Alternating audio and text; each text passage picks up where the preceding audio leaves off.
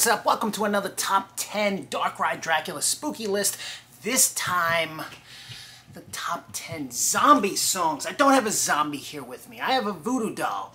But zombies and voodoo dolls, or voodoo zombies, kind of tie in really well together. I don't know, it's a stretch, but we're going to make it work. This list right here, so many great zombie songs. Zombies weren't really like a huge thing until George Romero, Night of the Living Dead. Definitely. One of my favorite films of all time, top 10, without question. Prior to that, there was some zombie movies, but there were more cool zombie songs, I think, than zombie movies. If I'm wrong, I'm not. So let's get right into the list right here. At number 10, what do we have? That is going to be the Zombie Jamboree by Calypso Carnival featuring King Flash.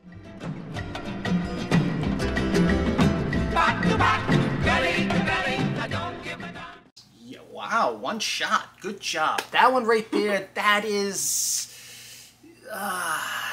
it's a Calypso song. Yes. You know, that's what it is.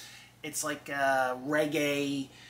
islandy. Calypso, very islandy, very Walt Disney World, very, like if you might see zombies on the beach or something. What's the Kiss the Girl? What's that from? Little Mermaid. Girl. Yeah, that. It's like that. It's like that kind of song. If there were zombies in The Little Mermaid, this song might have worked. It would have fit perfectly. Zombie Jamboree inspired a song later on the list. Way higher up, but definitely a great song nonetheless. I like that one. It's a great song. That's like one of those, and that's the best version of it. There's a million versions of Zombie Jamboree. I know Harry Belafonte did a version. There's like several other ones. But to me, the quintessential one is... Makes sense. You know, that one. So there you go, number 10. Brings to number 9. At number 9 on the list, the Symbols with Do the Zombie.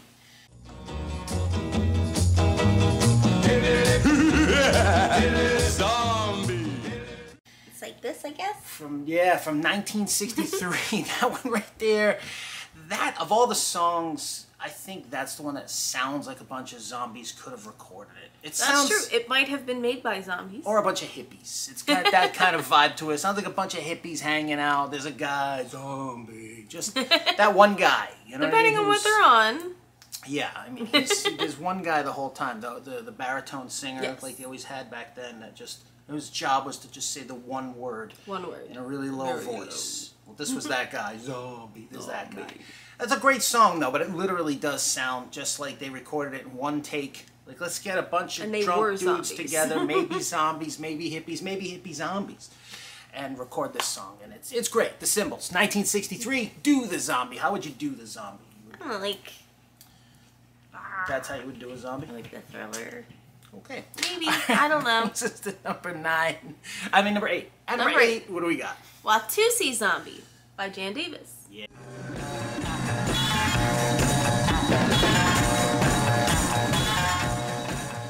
Yeah, that one. That's okay. So, of course, the Watusi, huge dance. Everybody, you know, had a Watusi song. Kind of like everybody had a Twist song. That was just such a big dance. So it makes sense. Well, okay, you need a monster version of it. Yeah, so you need that makes sense. The Watusi.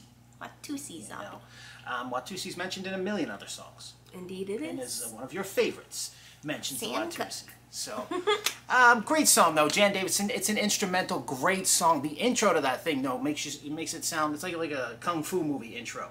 When he comes in with that, you're not exactly sure where that thing goes.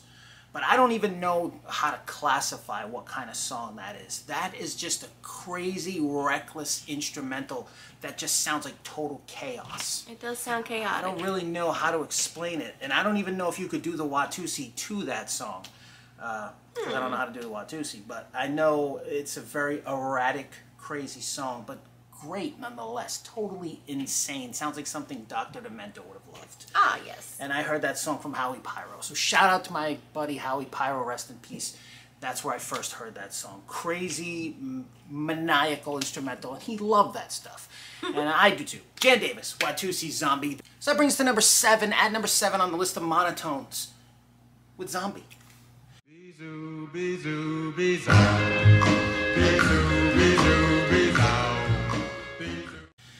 Zombie. Just zombie. Just zombie. With an I. Z-O-M-B-I. There's no E at the end of this one. The monotones, they had a couple other songs. They had The Legend of Sleepy Hollow.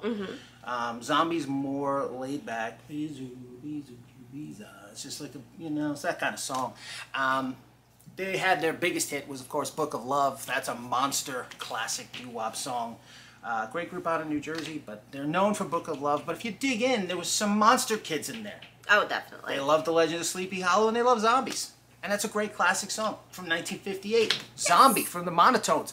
At number 7 brings to number 6. What do we got? Another song called Zombie, but this time they added the E on the end, and that's Johnny Fever's version. Johnny Fever.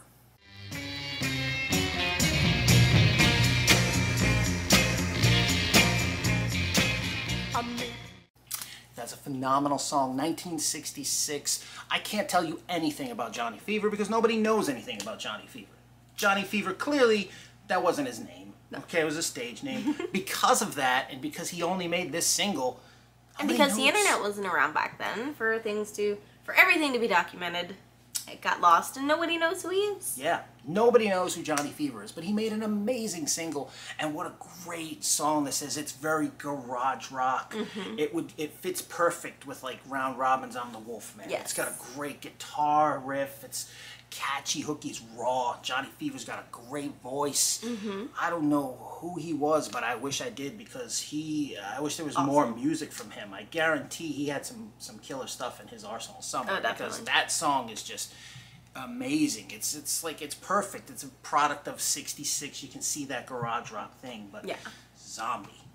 What an amazing song. And I guess the only cure for Johnny Fever is more cowbell. I don't know. Great song though. Love it. Johnny Fever, number 6, brings us to number 5. At number 5 on the list, this one, the Zombie Stomp. Done by Billy Golston. That's the one that's like the most known version. But also Danny Ware also did a version of it. Whew. From the film The Incredibly Strange Creatures Who Stopped Living and Became Mixed Up Zombies. Yeah. Have you seen this dance that the zombies do? They got some mixed up steps. Yes. Wow. Good job. That one. It was both those were released 1963 on the REL label. The version in the film is, I think, an instrumental version. I don't think it's either one of those. But both of those guys released it as a single on the same label at the same time, same year. I don't know why. Take your pick. They're both great, so I'm putting them both on the list. You're going to get Danny Ware's version and Billy Golston's version. Billy Golston, I think, gets a little bit higher because the B-side is Monsters of Go-Go, and Monsters of Go-Go. Monsters of Go-Go. If you were going to do a zombie dance, be a zombie go-go. Yeah, you would be a monster go-go. You'd be a go-go dancer zombie. Right? That would work. Is that a thing? Yeah. It's a thing now. Great song. Love it. Zombie Stomp. Great song. 1963 on that one. And number 5. Brings to number 4. What do we got? Zombie Lou by the Johnson Brothers. Love it. Zombie Lou, I got a way out here. Johnson Brothers. Not to be confused with the Brothers Johnson. You know, this is not Strawberry Letter 23, Stomp. This is not them. This but is it not. Could be. No, it's definitely not. It's definitely not. This is the Johnson Brothers. Not the Who Brothers later became Johnson. the Brothers Johnson. It's not. It's not. It's not. Don't listen to her. She's a voodoo doll. They did the zombie They song. lied. They did not. Zombie Lou, great song, 1959. Yes. That's a good, catchy sing-along. Yes. I listen to that one almost daily. You do. I do. I listen to Definitely daily. It's a great song. I just love the hook of that. It's a great pop, classic doo-wop, snappy little sing-along. I love it. 1959. Great song by the Johnson Brothers. Johnson. Not Brothers Johnson. Same thing. It's not. It's the only single they ever released, though, by the way. It's not the same group. All right, so there we go. That's it. Number 3. What do we got? Me? Is this my turn? Number 3. Billy Taylor, The Teardrops, Wombi Zombie.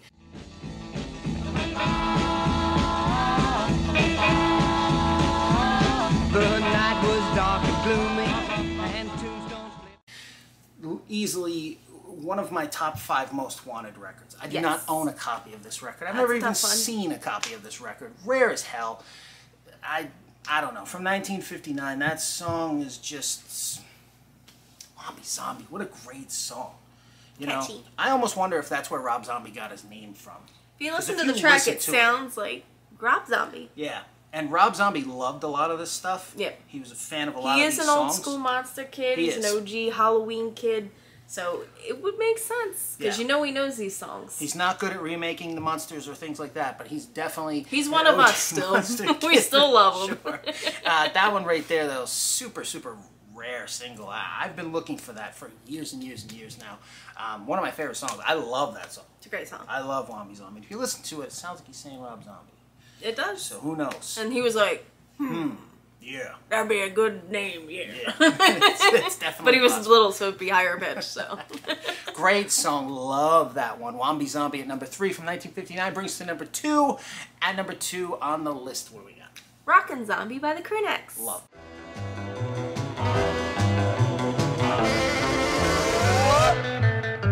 One night as I was walking past the cemetery, The Crewnecks. Yes. Great group. They only had a couple of singles. They're from Pennsylvania, up north of here. Great group. They weren't around for very long. They wound up going into the service. They went and, and then that was the end of the group. So they only put out a couple of singles back then on the Rhapsody label. And I had a chance to talk to one of the members of that band, which was really cool. And hopefully I'll bring that to the channel soon. We can talk a little bit about that. But that is the song, Rockin' Zombie, is the song that was inspired by Zombie Jamboree. The writer of Rockin' Zombie loved that song. And the Crewnecks used to perform that song live. And then, for whatever reason, all the fruit lined up and they decided to write that song. And now that is the song that they're most known for. And that song has transcended so much time that it was featured in a TV show recently. Yes. And it's still getting played all these years later. So it's amazing and a true testament to such a great song. Cool group, the Crewnecks. Yeah, I love it. Great song. Rockin' Zombie. Don't know the words, but love the song. At number 1 on the list, this one right here. Once in a while, you get lucky and something magical happens and you hear a song that just all the hairs on your arm stand up and you get the tingles and you're just like, what is that song? This is that song. At number 1, The Living Dead, from my buddy, Jim Burgett.